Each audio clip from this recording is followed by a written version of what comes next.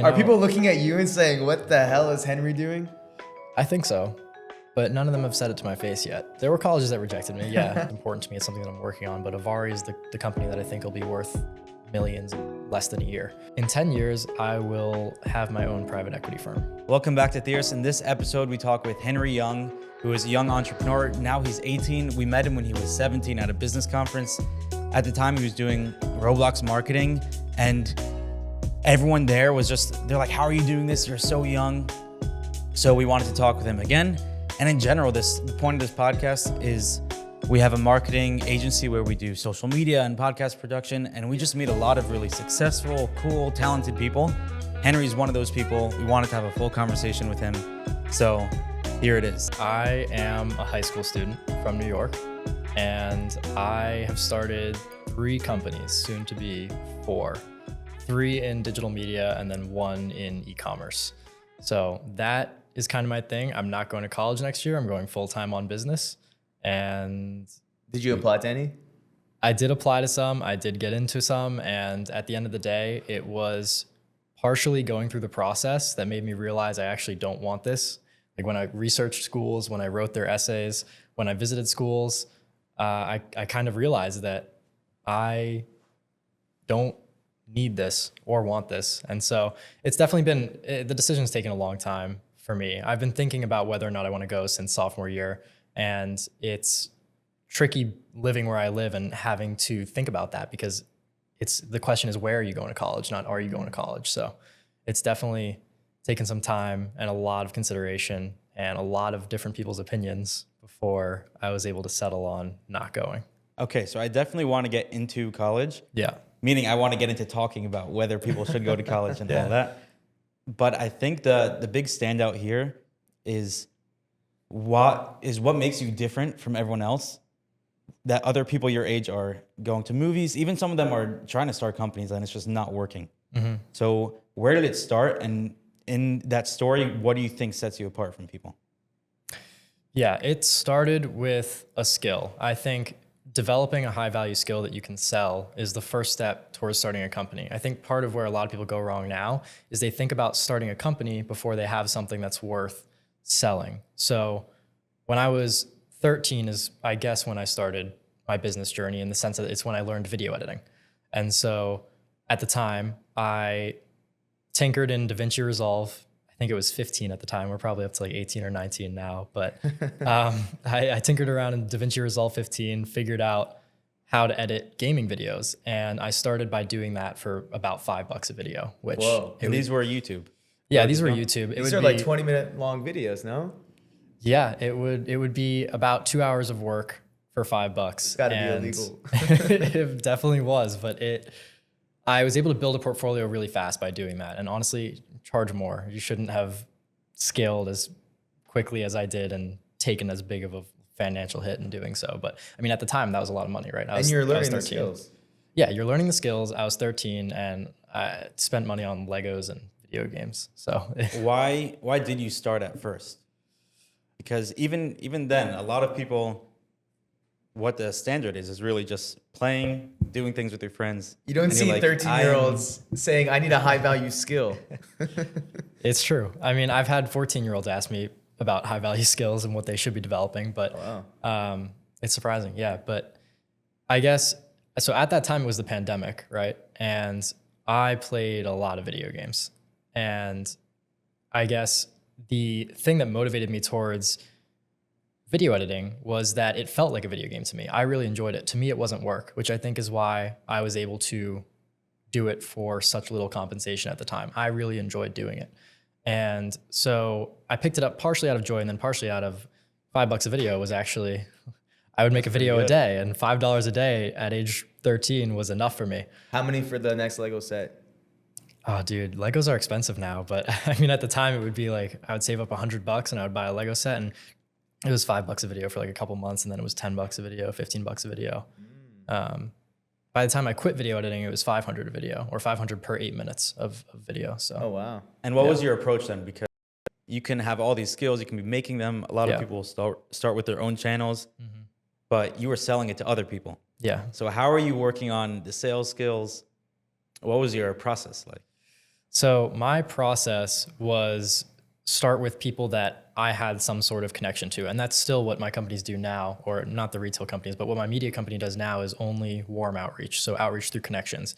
And that is something I've been doing since I started video editing because, like I said, I played a lot of video games. And so I played the games that the YouTubers I edited for also played.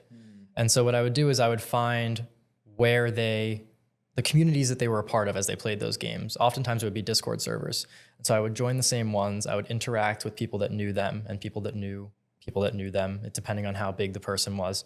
And then I would find people who played the same games that I played and happened to have a couple thousand subscribers and need a video editor. And I would be like, I'll do it for you for super cheap. Help me build my portfolio. And I did it under an alias. Set up What's a your gamer portfolio. tag? It was Tano, T-A-N-O.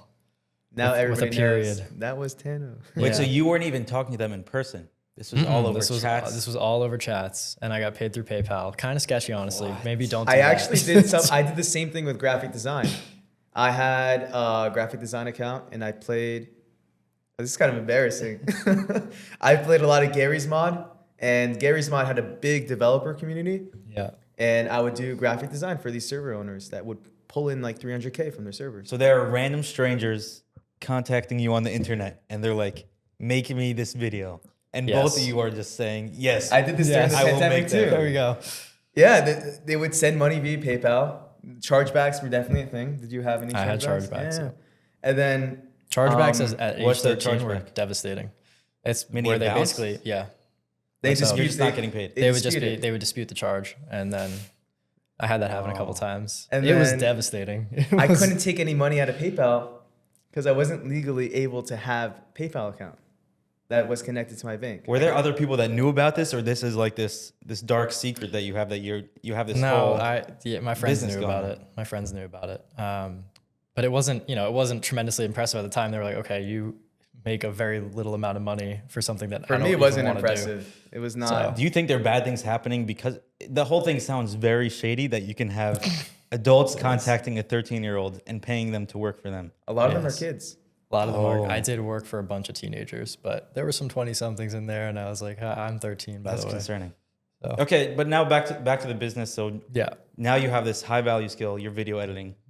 You're selling it to people online. Yep. Where do you go from there? So as I was selling to people that I met through the Discord servers, a lot of them started to grow. And that was partially because, I'm not going to take credit for all their growth, but I'll take credit for a little bit in that I started learning viewer retention analysis as I was editing. I was trying to find ways not just to make edits that I thought were cooler, but ones that performed better with the YouTube algorithm. And so I spent the better part of a year to 18 months, my freshman year of high school, actually learning what pleased the algorithm in terms of the games that I was editing. How are you learning that? Basically a ton of research. I would use platforms like vidIQ, Social Blade, 1of10, and I would just analyze videos that were similar to the ones that my creators were producing. Because in the gaming world, it's kind of, you don't come up with original ideas. Everything's already been done, and so you just reframe it for different games.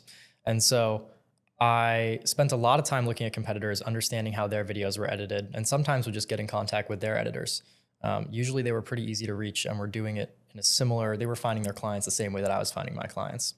And so anyway, as I was working with these creators, a bunch of them started to grow, specifically in the Roblox space. That was a game that I played a lot of when I was younger and then edited. How for a does bunch of those. Roblox work?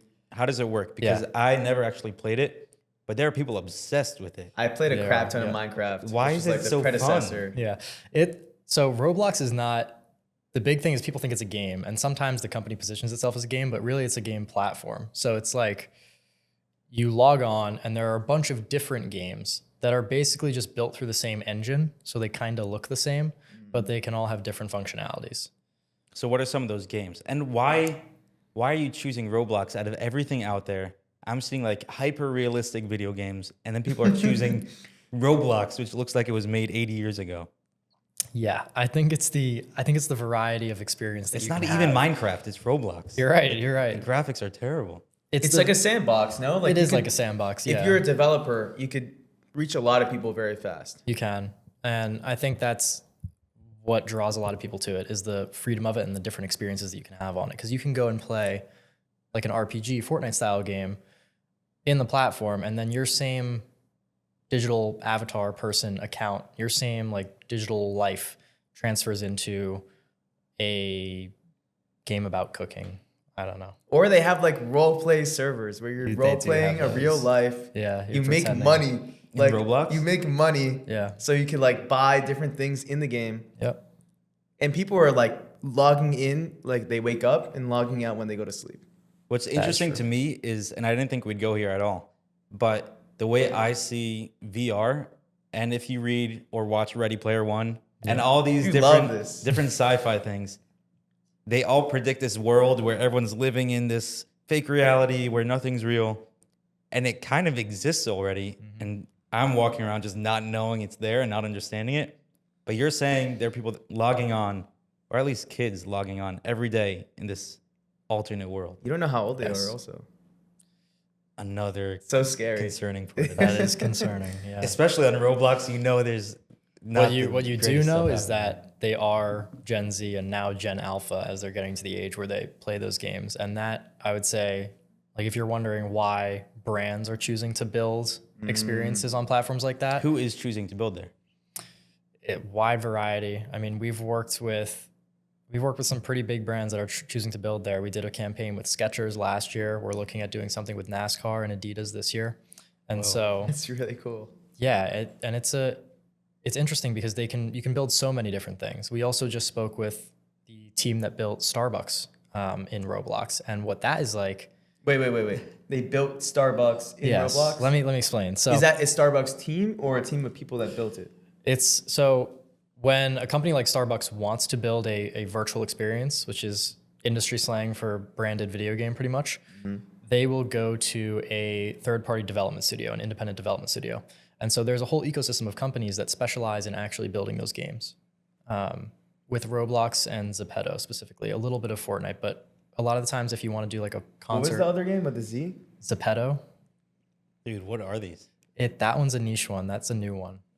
But mainly it's Roblox and Fortnite, a little bit of Minecraft. But if you do Fortnite, a lot of the times it goes through Epic Games. And we did come close to doing something with Epic Games last year, but they're very particular about what they introduce to their platform. Whereas Roblox, I mean, they did politics on their platform. That's kind of crazy. yeah, with Roblox, it's much more open. You can go to a third party development studio, and it's still a high barrier to entry. That's why you only see big brands doing it. It will cost you at least a few $100,000 to build your game. So what did Starbucks do there?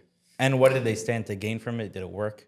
Yeah. So what Starbucks did was instead of actually building their own game, they sponsored a bunch of the different games on the Roblox platform and put virtual locations in the games.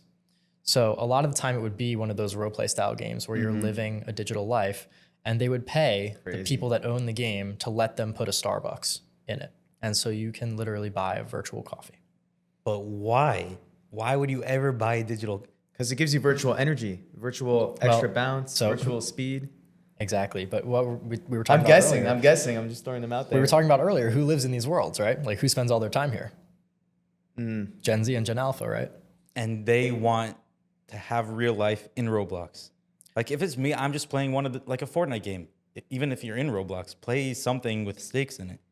Why are you? It's like Club Penguin. It's You're so just bouncing chill. around doing nothing. If you hate your life, then you have an awesome second chance. But even with a lot of people enjoy video games without hating their lives, I think. Like But both think of you about- played. When I Roblox. stopped, Yeah. I stopped. When I stopped playing, when I stopped gaming, I looked at my hours in CS:GO, looked at my hours in Gary's Mod, looked at my hours in Rainbow Six Siege. It was like 3,000 hours. Yeah, no, I don't play video games anymore. I have not looked at Steam since. I've not looked at Epic Games since. I can't get back into that. It was a false reality. But Ironically, I don't. What play was it that anymore. false reality that made you love it so much? Because I see it also in sports, and I don't get it at all. You have a stadium full of people cheering for someone throwing a ball, and you're like, but why do you care at all? We just made up It's like fun. a Super Bowl. Who cares? And it's true. You're in these games and you do care. Do you Well, ever think watch about- You play professional pickup gaming? and you care. No. But think about if you're, I mean, yeah, right now, like it might not look that appealing, but if you were a kid, there's something really liberating about it. Like having a virtual world where you can actually live like an adult that maybe you couldn't before in a way. There's something liberating about it. And also the diversity of experiences on Roblox. You can kind of experience whatever you want to experience, right? Do a bank robbery. You can make do a bank drugs. robbery. What? No. Interesting. So it's giving you this like choose It's crazy. your own Roblox. adventure. I would never hand Roblox to my kid. There's too much on it. There's a lot on it. So it's giving you a lot of options to do very different things. It's almost like switching channels very quickly. Where you're just like, I don't like this, skip, go to the next thing. You could do that. But you're also sort of getting a real experience in each one instead of just, because the same point kind of applies to social media where you're looking at something and you're like, you can go outside and do stuff. Yes. But instead, you're sitting and watching these people do stuff, and it's very, very entertaining or interesting. Right. And how whatever it successful is. has that been as a marketing vertical, right? Social media Yeah. is a huge marketing vertical now. This is the next phase of that, where you have the next generation or the next two generations of young consumers living in this virtual world by their own choice. And now that's an opportunity for brands to build that awareness from an early point and establish their brand identity earlier. Okay, so back to Starbucks. Is that the metaverse? That is It the does metaverse. sound a lot like that.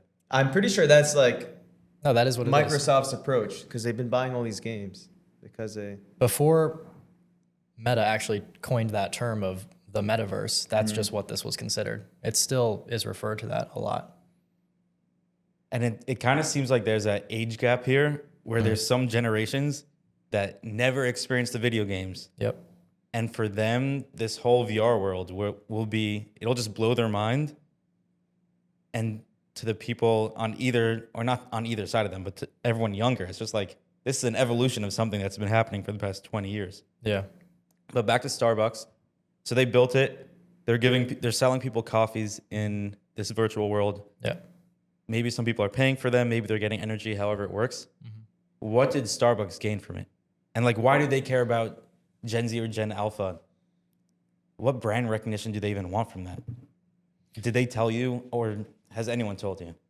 Yes. That's why they So do I've it. spoken to the studio that built that game. They're a partner of ours. And every brand that chooses to build on a platform like Roblox or Fortnite has their own set of KPIs that are unique.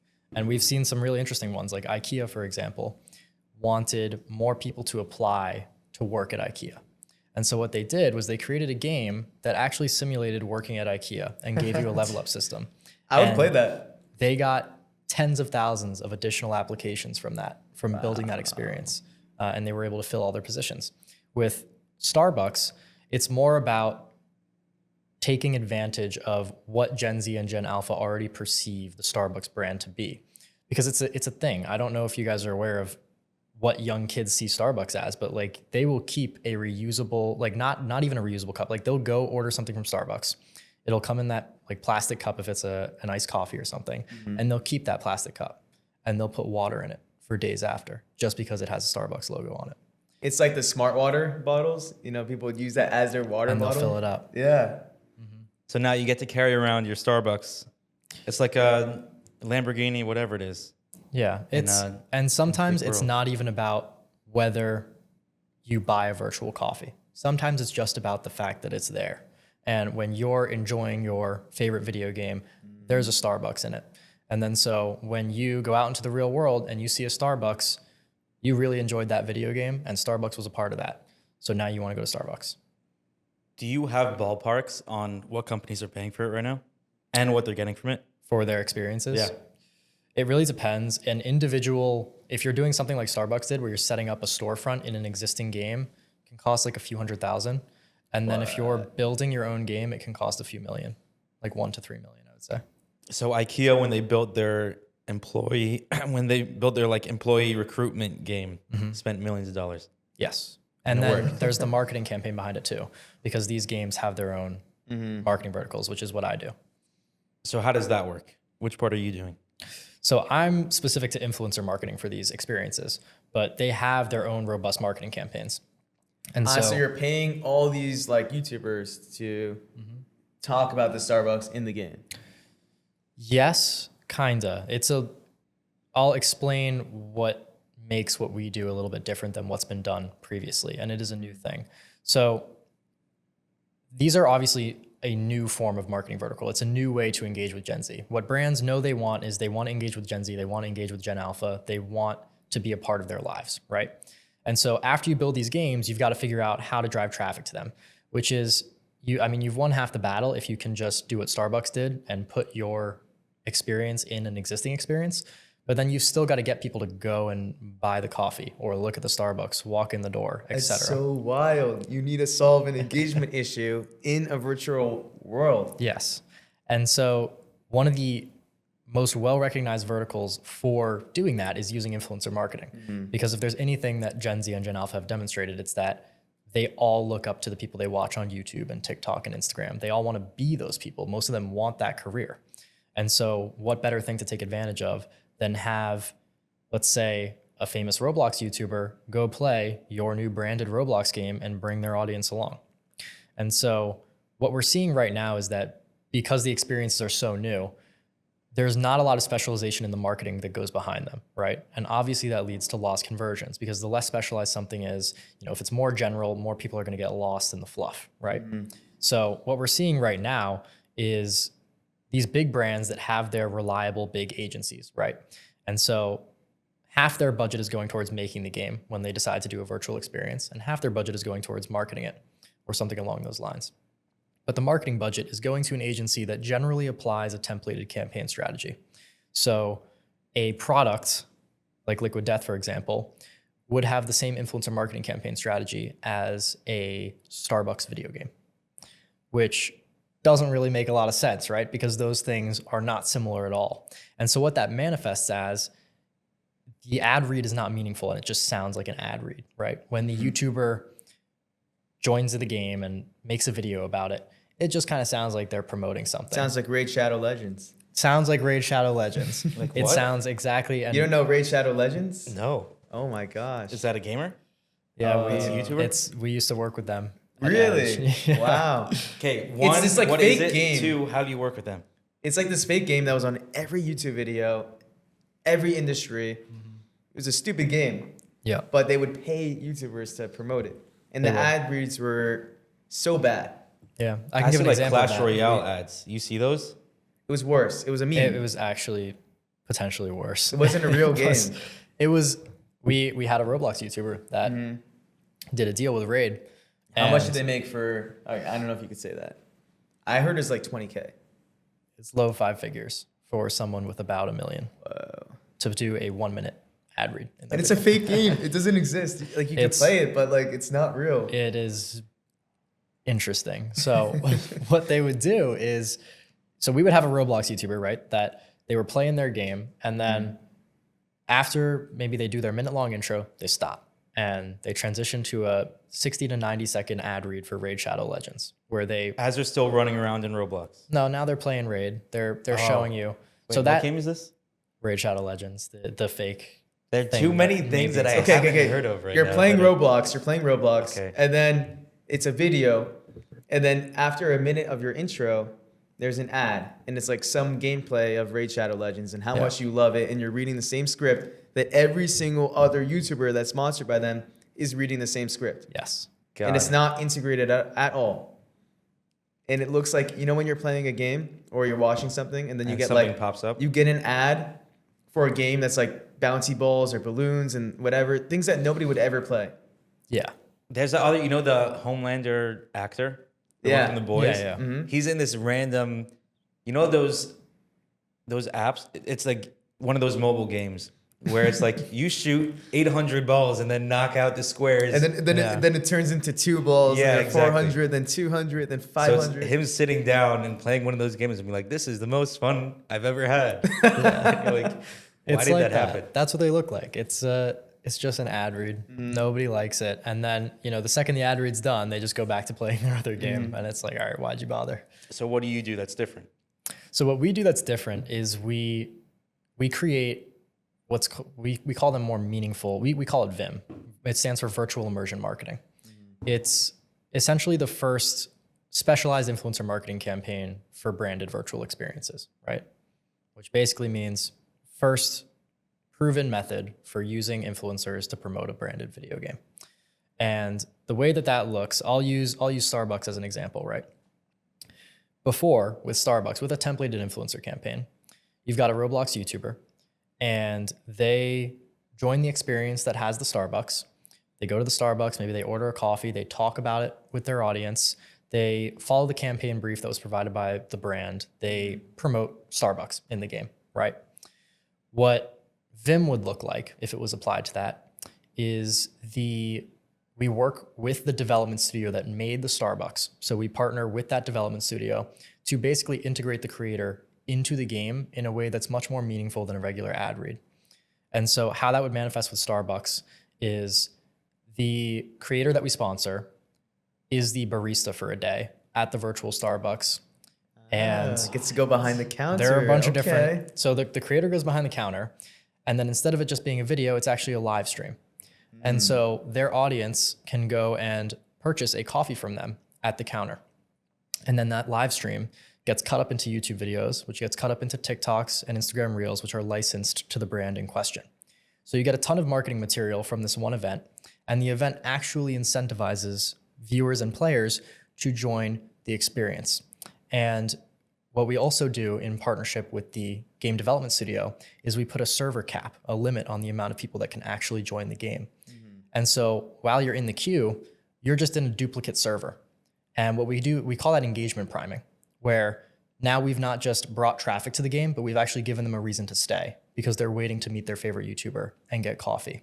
Whoa. So, yeah. So it sounds like a looks lot of things people are doing in the regular world.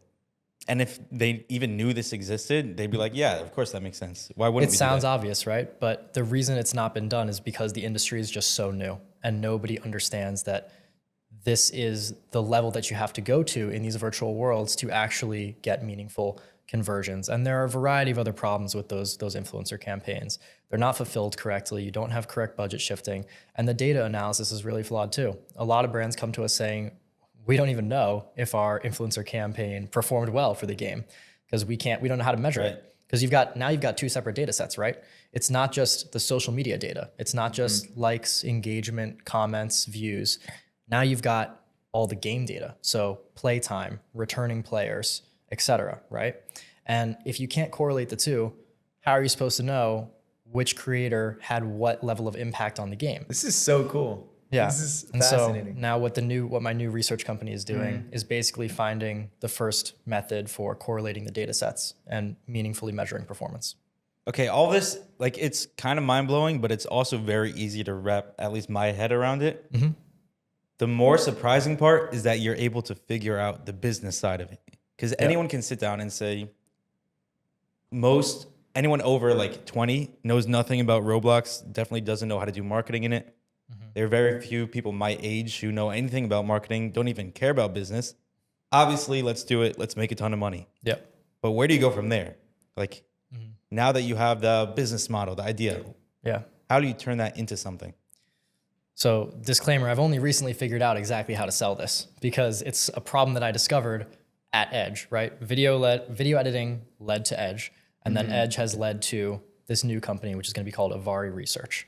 And that's the company that designs these influencer marketing campaigns. But And even so- when we met you like months back, like almost a year back, you were Yeah. doing big things. You had a campaign with Skechers. Yes. How do you figure that first step out? Like, Yeah. So the first, I got to kind of go back to video editing for a minute to explain that. But take it back. with video editing, I was growing with these clients, right? I was growing with my YouTubers. And eventually I was getting promoted by a couple of them to be, all right, now I'm their senior editor. So they have some clipping editors, some other editors, and now I'm managing them. And then I get to the point where maybe I'm managing the thumbnail designer too, or the ideation guy. And these guys were starting to get pretty big. A couple, like one of my favorite clients, one of my longest term clients, Roblox YouTuber. When I started with him, he probably had about 300,000 on YouTube. And today is 2.5 to 3 million, I believe. So grew with him, became his production manager, and then started to realize that a lot of the people I was managing production for didn't even like their marketing managers. They were not satisfied with the brand deals they were getting. They didn't feel that the brand was being organically integrated into their content, which you can probably start to pick up on a theme there. And so I started Edge with the idea that, all right, why not just have your production manager also be your marketing manager so that we understand your videos and then we work with the brand to make sure that we can integrate them. This episode of the Theorist Podcast is filmed in our studio in the heart of Midtown Manhattan. You could rent it out by the hour, or we could take care of your full podcast production start to finish. Packages starting at $5,000 a month. If you're interested in learning more, go to theoristagency.com to learn more. In the most organic way possible that actually means something to your audience. And so then Edge was started with myself leading the production side of the company, and I was able to bring on a team that worked with me on the marketing side. And so through that, we, like this same client that I've been using as an example was the one that we did work with Skechers for. And so by having those big clients, we were introduced to those big brands. And then through those big brands, we were introduced to the companies that were helping them build their experiences. And that's where I really discovered the problem. Because the big brands, they don't quite understand it as much. Starbucks is a multi-billion-dollar company. They can throw a few million at a Roblox game, and it's not a big deal if it doesn't land, you know? Mm-hmm. But the companies that are building those games do care, right? Because if they make an amazing virtual Starbucks, and the virtual Starbucks gets no players and underperforms, but that was because of the marketing. Now it makes their game development studio look bad just because Starbucks used their big, and I'm not picking on Starbucks, by the way, but Starbucks used their big marketing agency to promote it, and that marketing agency didn't know how to. Mm-hmm. And so the development studios were the ones that came to us and were like, you understand how to make organic, meaningful integrations. Why don't you just design a strategy that fixes this problem for Roblox? And so that's how we got to Avari Research, which is a consulting business model. It's like a learning experience to see who your ideal clients and customers exactly would be. And that goes back to the theme about starting with a skill instead of a company. You have to actually organically realize problems. Too many people start with trying to sell before they've solved anything. And I think it's Alex Hormozy that says solve, don't sell. You can't just sell. You need to actually solve a problem. And so editing solved a pretty small problem that a bunch of other people solve.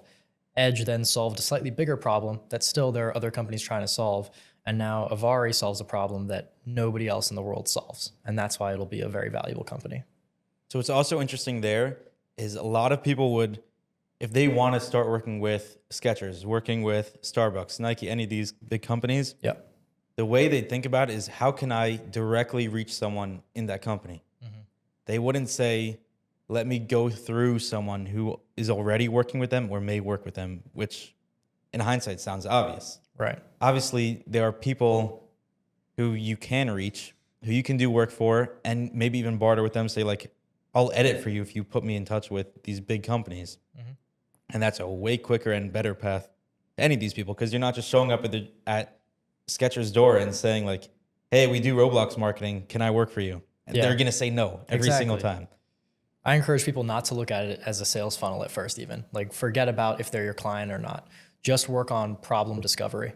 And so the sales funnel at Avari, for example, we don't call it a sales funnel. We call it the super funnel because it starts with what I call a rapid learning campaign, which is basically like I will go through LinkedIn and I will find executives at game development studios that make these games. And I'll reach out to them. And this is part of why we're a research company, not an agency. I'll be like, hey, we're researching creating an influencer marketing strategy for branded games. And I just want to get your thoughts on it as someone that actually makes those games. So they don't even know that this is a sales funnel yet. I just want to get their feedback on something that we've been working on. And so we hop on the phone. I show them kind of what we've done. There's no deck. I'm just explaining it to them, just talking about it, getting their thoughts. I usually have some questions lined up based on who they are. I thank them for their time. I put them on our newsletter or our LinkedIn. And then about a week later, I follow up with them and I'm like, hey, the feedback that you gave me about this, what we talked about, actually influenced some change in the product that we're selling, in the campaign that we're designing. Do you want to check it out? Usually they say yes. We hop on the phone again, and then I show them a generic deck that's not made for them, but is just in general, well, it is made for them, but they don't know that. It's a generic deck.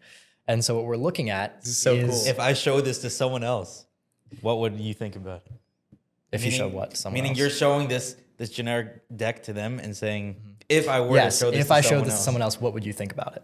But they don't know that, I heard all their pain points on the last call. I mean, they do know this, but it takes them a while to realize that this deck is actually for them. And then by the end of the call, the goal is they have to tell me, hey, I know you're pitching this to other people, but I'm actually curious how this would work for our company. And then is the sales call. Then it's the deck that actually has their branding on it, is made for them, and solves So their problem. warm. That's crazy. Yeah.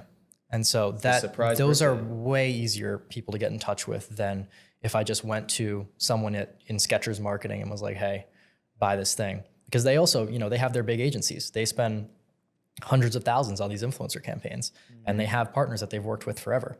So that's part of why we can't be an agency that competes with them, because even though I can say, I'm young, I understand the demographic you're going for, I have experience, give me a chance, that doesn't work as well as me saying, we're a research company. We're going to look at your game. We're going to look at the social environment, and we're going to design for you a campaign that's ready to go. And then if you want to work with us for fulfillment, we'll complete the campaign for you. But if you don't, that's fine. We're going to give you a blueprint, and you can take it to your agency partner. And we also comparatively don't charge that much. So I want to talk a little more about just building things in general, because you have this watch company. yes, And a lot of people will have a watch company, but turns out you look for like 5 minutes. Oh, we're actually drop shipping yeah, someone else's watch, and we've actually sold zero ever. And we paid someone $5 on Fiverr to make a template website that doesn't even work, and you click and you can't even buy anything. yeah, And that's their watch company. But you have one on your wrist right now. I do. So And it's nice. Thank you. Appreciate it. how did you do any of that? Yeah. So I have always loved watches, and I'm honestly not sure why. I get asked why a lot, and I can't put my finger on it. But I did an apprenticeship like about a year ago. I did it last summer, where I got to the point where I was so curious. I was like, okay, what if I wanted to make my own, like for fun? And so I went down to Grand Central Terminal. There's a place in there I was telling you about earlier called Grand Central Watch, and they repair watches. And so I just went up to the person that was working there, and I was like, hey, can I do something for you? Anything. Like, I just want to learn about watches. And then I talked to the store manager and then the store owner, and we came to an agreement where I was going to help them with their social media strategy a little bit. And in exchange, their master watchmaker was going to teach me watchmaking. Such cool names. Already there, I think you can tell that to most people, and you know this, they would try it and it wouldn't work. What would you tell someone, let's say someone your age, maybe even younger, when you were doing it? How do they have that one interaction where they walk up to someone and say, I want to learn this, and actually get hired by the person? It was unpaid. So just But even putting that out even there, yeah. unpaid, there are people that are willing to work for that Yep. and just can't convince someone, because like, what do they really gain from you? How are you telling them what they gain from you? How are they trusting you enough when you're this random kid that showed up at their door? Yeah. I mean, you've got to work up to it. You have to figure out, there has to be, it's a two-way street. There's got to be value going both ways. So in my situation, I was able to provide value by helping them with their social media campaigns. They didn't really have a social strategy. They wanted the chance to promote themselves on social media. And I said, look, I'll help you with that. And then in exchange, give me some time in your workshop and let me learn a little bit. So the trick is finding whatever your unique value proposition is in exchange for whatever you want from them.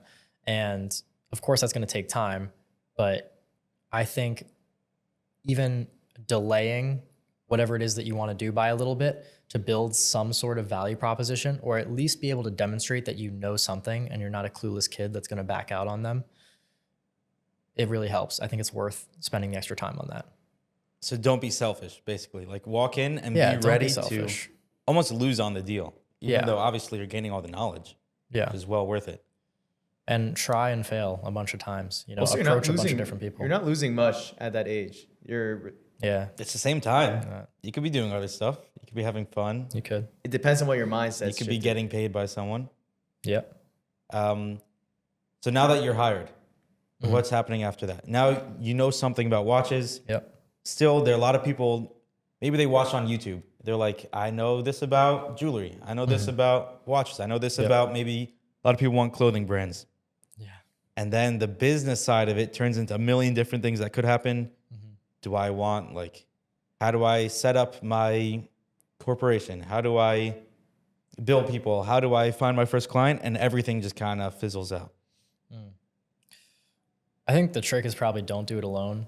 There are very few companies that I think you can do alone. I think a service-based company is feasible to do alone, right? You don't really need someone over your shoulder when you're video editing. You've got YouTube tutorials from 2016 that'll teach you how to do everything, right? But with an e-commerce company, with a watch brand or a clothing brand that a bunch of people want, right?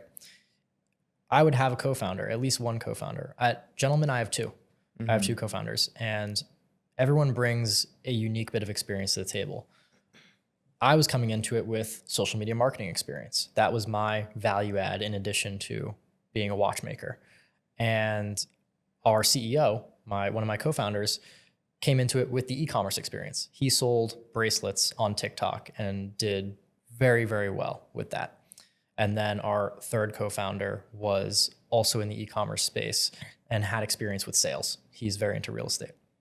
And so the best advice I have is build a team that is going to take the pressure off of you to have to do everything yourself.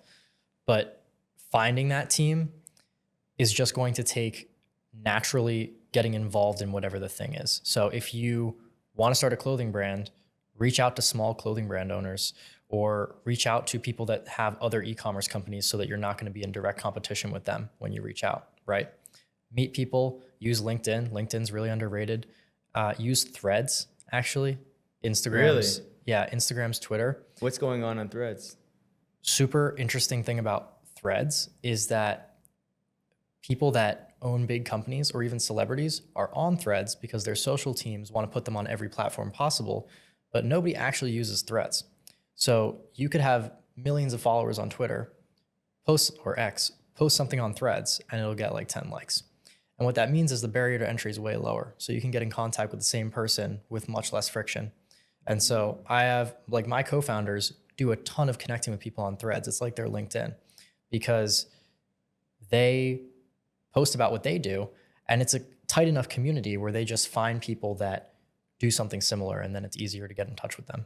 I always thought that Threads was just the extra button to check when you're posting. You're like, why not? Whatever. That's what everyone thinks it is. Yeah. But then if you actually go on Threads, you'll realize that everyone thinks it's just that, but you still get a notification when you get messaged. So Can we go further into the video editing? Because we do a lot of editing. We do a lot of social media. But it seems like this all comes maybe not naturally to you, but you're very comfortable with it and you have a level of experience and expertise in it that I haven't seen in many people. So Thank you. What are your Yeah, of course. What are your takeaways there? the biggest one is just volume. Like, do so much volume that it becomes unreasonable that you would suck at the thing, if that makes sense, right? Okay. Get and the then, reps in. yeah, you don't have to convince yourself that you're good at it because you've done so much. Like, if you've run 10 marathons, then what's your confidence level that you can run an 11th, right? So if you haven't run any marathons, you're going to be a lot less confident. And that, I mean, it sounds obvious, like put the reps in, but genuinely, people try to, if you have to convince yourself that you know how to do the thing, then you definitely don't know how to do the thing. So how many reps do you actually have to put in? Because even for social media, some people are saying, I post once a day. And you said earlier you post on one times? account 5 or 6 times a day. Well, Gentleman has multiple accounts. So Gentleman has our main account, which is around 70,000 followers, and that one posts 3 to 4 times a day. Then we also have, we post actually more than I said earlier, now that I think about it. Then we have the lifestyle account, which is just a different style of content, but again, being pumped 3 to 4 times a day. And that one's about 10,000 followers. And then we have 2 experimental accounts that we use to trial new styles of content. And those, usually one of them is working at any given time, are again pumping 3 to 4 pieces of content a day. So we do about how a many dozen. reps should people be putting in? How many videos should you start making? Let's say you just want to get good at video editing. Then just do video editing. So how many should what's reasonable to get good over how long? Just do nothing else. If you want to get good at video editing, just do video editing. You don't need to do anything else. I mean, I've probably edited hundreds of videos for clients. When you say do nothing else, how many, I'm going to just say it again. How many hours? It's hard. You want some Okay, answer. hours? Because for other people, they would say, well, I'm in school. Well, I'm eating dinner with my family. And then I'm doing this thing. And I have an hour and a half. So I spend an hour and a half on it. Why do you have an hour and a half? Go to bed later. Okay, so now you're just saying get less sleep. Yeah. Okay. What was that? Do you want to become a video editor or not? Like, you can sleep and live a normal life, or you can build companies and become successful. How many hours did you personally find to do editing? I would edit for 3 to 4 hours a day. And where were you learning? YouTube. I bought one paid course for like a couple $100 at some point. Worth it? Yes. And a couple like LUT packs and sound effects and things like that. But most of that stuff is available for free. You can learn almost anything for free. I also bought the premium version of my editing software at some point, but that did not come until later. Which one is that? DaVinci Resolve. DaVinci. Yeah. Yeah. I mean, it's hard to put a number on it. Like in terms of hours, I would say take whatever your hobbies are and just swap them for video editing and then add a little bit more on top of it.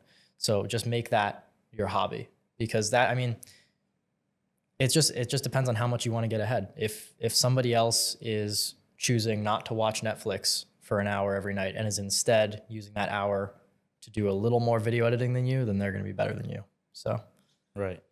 So even I mean, you have all these guys in India and Pakistan. They're probably doing it all day, every day, and they're still not good. What's up with that? I don't know how they're not good at that point. Look, at the end of the day, There it are doesn't- good ones out there, but if you can put in less hours and still be, there's a couple different ways to look at it. Also, they're probably just doing templates. They're probably just They're doing, probably just they're doing probably templates. I not mean, learning. And Like, never hire an editor off of Fiverr, never. But Where do you find the best editors? ytjobs.com. IT jobs. What is Yeah. that? Young teens? YouTube. YouTube. YouTubejobs.com. YouTube turns jobs. out this whole conversation was part of your super funnel, and we are in ytjobs.com. Got us. I actually don't know. Who But those owns are just that. for editors. Or you Yeah, say but you can if find you're a good YouTube you can find editor, YouTube you're good Shorts at editors that everything. are, generally speaking, yeah.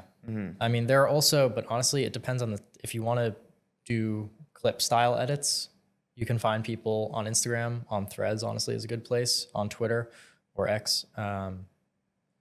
Yeah, I mean, you can find editors everywhere. Just don't go to the platforms like Fiverr or Upwork to hire them, in my experience. So out of all those hours of watching YouTube and even just editing yourself, what are some lessons you could pull out that you just remember? Like, I learned from this specific person, I learned this thing, and now that stuck with me. I mean, education is basically just saving time, right? Like, the goal of learning from someone else is so that you don't have to figure it out yourself. And so what I would get from watching tutorials was a slightly faster version of just what I would have to learn on my own. But it was important for me to mix it enough where I could derive the solutions that I was watching in the videos. You know, that's important. A lot of people overlook that. And then it's like, what if you have a slightly different color correction that you need to do, and now you don't have a tutorial for that one, and you can't come up with something because you didn't understand how you got to the last one. I think in terms of takeaways, if you watch enough videos, you'll slowly start to filter out which ones are helpful and which ones aren't, but just watch so many that, again, it becomes unreasonable you haven't found the good stuff. But if you are the video right now, Yeah. what are you telling them? What's the question? Beyond just watching videos and trying to find the good ones, Yeah. let's say you're sitting down to make Henry's top 5 video editing tips right now. What are you telling them? I mean, I haven't edited a video in like 2 years. That's so what I was thinking. So I wasn't sure. I honestly, It's all outsourced in terms right now? of specific, yeah. I mean, well, at Gentleman, kinda. The founders we still make content, but we do have a team that produces most of it. So Got it. Okay. Yeah. Moving on or back to college and your thoughts around it. So you just graduated high school? You're about to graduate high school? about to, yeah. Okay. Congrats. Thank you. And you said there was a long enrollment process or application process, Yeah. and there was something you didn't like about it. Yeah, I did not feel genuine when I was writing my essays, because I mean that's a huge part of the college application process, right? Telling a school why you think you belong there. And as I was telling a bunch of schools why I thought I belonged there, I was like, What was the prompt you chose? I don't know about that. You can go back in time to any moment. I free wrote about, I basically used watchmaking as a metaphor for the life that I was living as a young business owner. And I talked about what the climate was like in the watchmaking workshop and compared that to my life, and the stresses that I've had from choosing to live the way that I've chosen to live. But I just Were any colleges are like, no, not accepted. This sucks. there were colleges that rejected me. Yeah, it was a good mix of rejections, acceptances, and wait lists. Anybody that like personally reached out and said this was fantastic? I mean, I have mentors that read my essays and helped me work on them. I hired a college advisor and a consultant to, You hired personally, yeah, not through the school. personally, like a private advisor who's supposed to make my essay as great as it could be. Yeah, I mean, a bunch of different people have read it, and it wasn't that I didn't get into the schools that I wanted to get into that set me over the edge. It's that I realized I didn't actually want to go to the vast majority of them. There was one school that I did want to go to, and that was Babson College. And the reason that I wanted to go to Babson College was I met several graduates of the school and current students at conferences that did what I did. I met some of them at IMS like a year ago. I've met some at Vid Summit. And they all said, you should look at Babson. So I went, I toured the school. I met more people that went there. I met alumni. Where is Babson? I was thinking that the whole time. It's in Massachusetts. I just think of binging with Babish. Like, It's right outside Boston. And it There's was so great. many colleges over there. Yeah, great campus, beautiful school. They waitlisted me. And Babson missed out, huh? I don't know. Being disappointed about that was definitely it contributed to my decision where I was like, okay, this is the school that I thought I might be a right fit for, and then they said I wasn't a right fit for it. Okay. I don't know why. They don't tell you, but that did encourage me to start looking at the reasons that I was thinking about potentially not going. It's a very entrepreneurial school. That's why I was Even the interested way in that going, you but- thought about what school to choose is not the regular path that most people will think. Most people No. are like, let me just get to the best one. Number one, number two. No, I could still get into number 10. I didn't apply to any Ivies or anything like that. The way that I decided where to go was which school would add the most value to the career that I know that I want to have. And I'm very lucky to have an idea of what I want to do. I know that influencer marketing is my thing, or maybe marketing in general, but for now it's influencer marketing. And for now I've established that brands want to reach a young audience and they come to me for that. I do freelance consulting too. I work with other agencies that I consult for. And it's shocking that, I've been in rooms with 30, 40, 50-year-old people who bounce an idea around for a marketing campaign that's going to cost them millions. And then all of them just look at me and go, all right, what do you think? And so if I have that, and I also have a full-time offer from another influencer marketing agency, I have my own that has great revenue potential. That brought me to the point where I was like, maybe I don't want to spend 4 years not taking influencer marketing classes. Would you take a job? Would you take that offer? That would be my plan B. I think that's the main thing that my parents needed was my parents needed, okay, what happens if your company or companies do horribly and then you just live in our basement for the rest of your life? Like that can't happen, right? And what they needed was some reassurance that there was a backup plan to that, because that's the thing about having a college degree, right? Then you can, or you're supposed to be able to get a job easily or easier. And so sort of what it took for them to be on board with me, I'm taking a gap year for now on a technicality.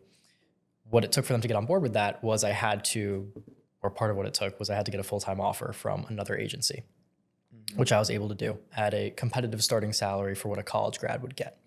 And so then I demonstrated through that, look, companies trust what I do already.